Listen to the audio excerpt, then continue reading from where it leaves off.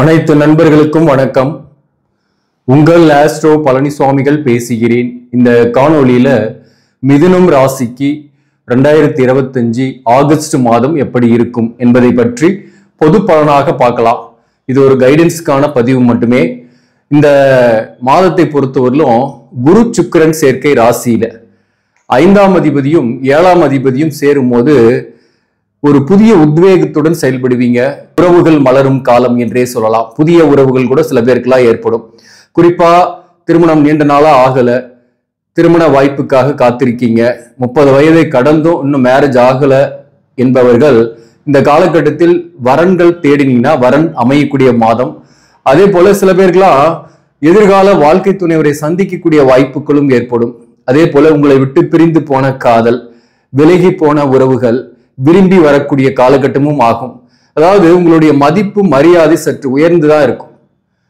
அந்த வகையில ஏதோ ஒரு வகையில சுபகாரியம் உங்க இல்லத்தில் செய்வீங்க. ஏதோ ஒரு வகையில விசேஷங்கள், ஏதோ ஒரு வகையில குலதெய்வ கோயிலுக்கு போயிட்டு வர்றது, அங்காளி பங்காளிகளை சந்திக்கிறது, அதே போல ஒரு டிராவல் பண்றது, சிறு தூர பயணம் போறது, சில பேருக்கு நீண்ட தூர பயணம் போறது, சில பேருக்கு வீடு மாற்றம் ஏற்படுறது, சில பேருக்கு புதிய வீட்டுக்கு குடி போறது, இந்த மாதிரியான சுப நிகழ்ச்சிகளும் உங்க இல்லத்தில் நடக்கும்.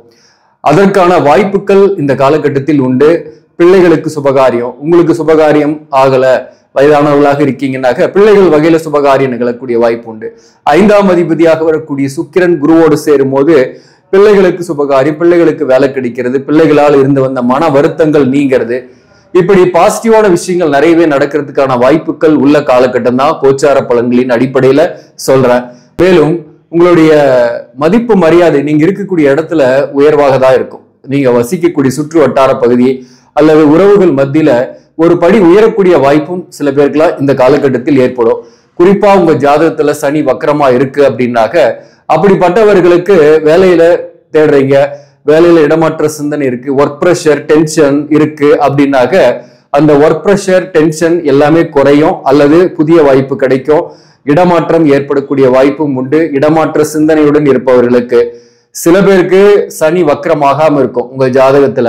அப்படிப்பட்டவர்களுக்கும் இடமாற்றத்துக்கான வாய்ப்புகள் வரும். அவங்க மட்டும் வேலை மாறுதல்களை தவிர்க்கணும். அல்லது இப்போ புதிய வாய்ப்பை தேடிட்டு போய் அலையிறீங்கன்னா அது கிடைக்காம இருக்கும். அப்படிப்பட்டவர்கள் சற்று ஓய்வு எடுத்துட்டு ஒரு 3 மாசம் பொறுமையா இருந்து அதுக்கப்புறம் தேடுறது நல்லது. ஆனா இருக்கிற வேலையை விடக்கூடாது. அதுவரை இருக்கிற வேலையில் இருந்துகிட்டே நீங்க வேலை தேடணும். ஆனா அது 3 மாசம் கழிச்சு தேடணும். யாருன்னாக்க உங்க ஜாதகத்துல சனி வக்கரம் ஆகலனாக சொல்றேன்.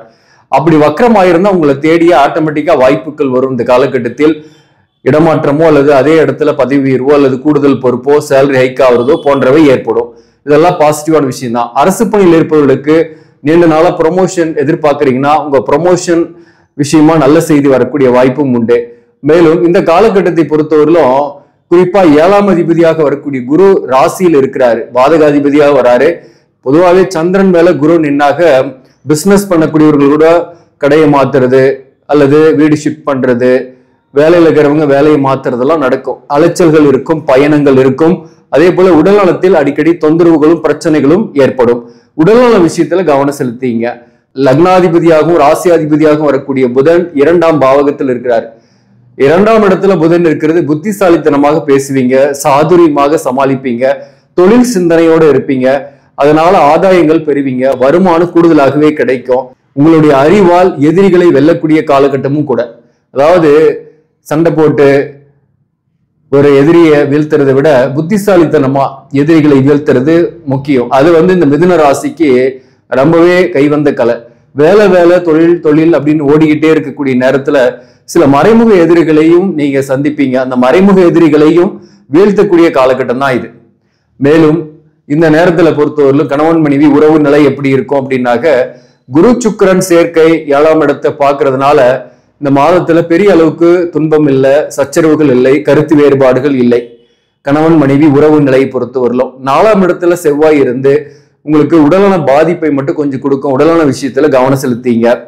அதே போல சனிக்கு செவ்வாய் பார்வை, செவ்வாய்க்கு சனி பார்வை இருக்கு. 10ல் இருக்கக்கூடிய சனி செவ்வாயை பார்க்குது. அதனால வீடு வாகனம் சம்பந்தமான செலவுகள் சில பேருக்கு ஏற்படும். சில பேருக்கு பாசிட்டிவா இருக்கும், சில பேருக்கு நெகட்டிவா இருக்கும். அதாவது பாசிட்டிவா இருக்கிறவங்க யாருன்னா உங்க ஜாதகத்துல சனி வக்கரமா இருக்கு, நல்ல கிரகத்தோட தசாபுக்தி நடக்குது அப்படின்னா அவங்களுக்கு பாசிட்டிவாவே இருக்கும். செலவுகள்லாம் புதிய வீடு கட்டுறதுக்கான முயற்சிகள் ஈடுபடலாம், அல்லது ஆல்ட்ரேஷன் இது மாதிரியான விஷயங்கள் செய்வீங்க, அல்லது வாகன கடன் போட்டு புதிய வாகனம் எடுக்கிறது போன்றவை ஏற்படும். நெகட்டிவா யாருக்கு இருக்கணும்னா, சில பேர் வாடகை வீட்டுல இருந்து கூட திடுதிப்புன்னு வேற வேலை மாற்றத்தால இடமாற்றம் ஏற்படக்கூடிய வாய்ப்பு உண்டு. அதனால செலவுகள் ஆகலாம். சில பேருக்கு வாகனத்தில் அடிக்கடி பழுதுகள், பிரச்சனைகள், அதை சரி பண்றதுன்னு செலவுகள் இப்படி ஆகலாம். மேலும் உறவுகள், தாய்வழி உறவுகள் அல்லது வாழ்க்கை துணைவரின் உறவுகளோட சில கருத்து வேறுபாடுகளும் போகலாம். இந்த 4ஆம் பாவகம் என்பது தாய்வழி உறவுகளையும் குறிக்கக்கூடிய இடம். அந்த இடத்துல செவ்வாய் இருக்கும்போது உங்களுக்கு அதனால சட்ட சிக்கல், சில பிரச்சனைகளும் இருக்குன்னாக அந்த உறவுகள் வகையில, சொத்துக்கள் வகையில, குறிப்பா தாய்வழி உறவு வகையில சட்ட சிக்கல் இருக்குன்னா அந்த நேரத்துல பொறுமையா இருக்கும். போஸ்ட்போன் பண்ணிட்டு போங்க, அதிகமா இன்டராக்ட் பண்ணாதீங்க அவங்களோட. அப்போ உங்களுக்கு பாசிட்டிவாவே நடக்கும். மேலும் இந்த காலகட்டத்தை பொறுத்தவரையிலும் ராகு பகவானை பொறுத்தவரையிலும் 9லயும் கேது 3ஆம் இடத்துலயும் இருக்கு. இந்த அமைப்பு எப்படிப்பட்ட பலனை கொடுக்குன்னா பெரிய அளவுக்கு பிரச்சனை கிடையாது. 9ல் இருக்கக்கூடிய ராகுவால பூர்வீக சொத்துல இருக்கக்கூடிய வில்லங்கங்கள், பிரச்சனைகளுக்கு ஒரு முடிவு கிடைக்கும். பூர்வீக சொத்துல பிரச்சனை இருப்பவர்களுக்கு இந்த காலகட்டத்தில் அதற்கான தீர்வுகளும் இந்த 3 மாசத்துல கிடைக்கும்னு ஏற்கனவே சனி வக்ர பயிற்சி பலன்களை சொல்லியிருக்கிறேன். சொத்து சம்பந்தமான பிரச்சனைகளுக்கு ஒரு முடிவுகள் கிடைக்கும்ட்டு.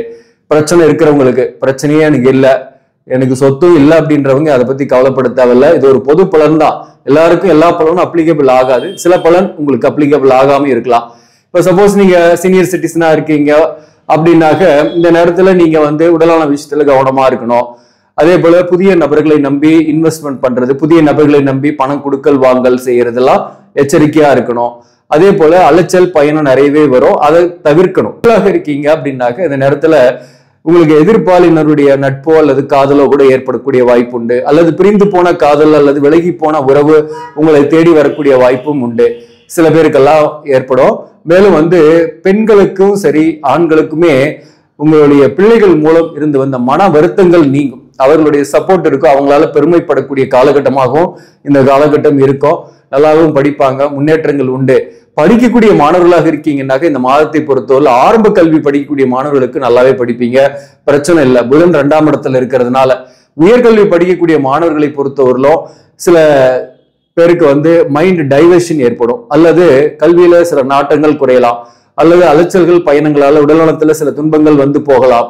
அதனால உடல்நல விஷயத்துல மட்டும் கவனம் செலுத்திங்க. உயர்கல்வி படிக்கக்கூடிய மாணவர்களை பொறுத்தவரையிலும் தேவையற்ற சோசியல் மீடியாக்கள் பயன்படுத்துறீங்க, அதுலயே அதிகமா ஸ்பெண்ட் பண்றீங்க.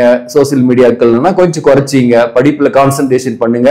மாதத்தை பொறுத்தவரையிலும் எந்தெந்த தொழிலெல்லாம் சிறப்பாக இருக்கும் அப்படின்னாக்க 10ஆம் அதிபதியாக வரக்கூடிய குரு உங்க ராசியிலே இருக்கிறாரு, சுக்கரனோடு சேர்ந்து இருக்கிறாரு. மீடியா துறையில் இருப்பவங்க நல்ல நேம் அண்ட் ஃபேம் வாங்கக்கூடிய காலகட்டம். அது சினி ஃபீல்ட்ல இருந்தாலும் சரி, அல்லது யூடியூப் அல்லது சோசியல் மீடியாவில் போஸ்டிங் பண்றீங்கன்னா கூட திடீர்னு உங்களுக்கு ஒரு நேம் அண்ட் ஃபேம் கிடைக்கக்கூடிய வாய்ப்பு, ஆதாயம் கிடைக்கக்கூடிய வாய்ப்பு உண்டு. புதிய ஒப்பந்தங்கள் சைன் ஆகக்கூடிய வாய்ப்பு உண்டு.